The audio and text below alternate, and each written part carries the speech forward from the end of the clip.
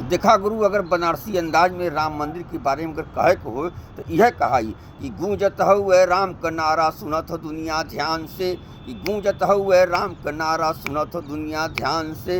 राम लला फिर वापस अइले खबर हो हिंदुस्तान से, राम लला फिर वापस अइले खबर हो हिंदुस्तान से।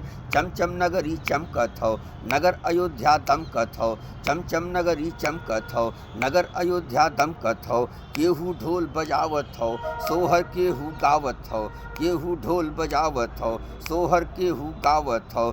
जुग जुग जिया ललन माहू जागल भाग भवन माहू, जुग जुग जिया ललन माहू जागल भाग भवन माहू। हमहू बोली राम लला तुहूँ बोला राम लला, हमहू बोली राम लला तुहूँ बोला राम लला। जय सिया राम जय जय सिया राम बनल अयोध्या चारों धाम, जय सिया राम जय जय सिया राम बनल अयोध्या चारों धाम। सपना पूरा भयल देश का प्रेम से बोला जय श्री राम, सपना पूरा भयल देश का प्रेम से बोला जय श्री राम। तो प्राण प्रतिष्ठा होए दा फिर चला अयोध्या शान से, प्राण प्रतिष्ठा होए दा फिर चला अयोध्या शान से।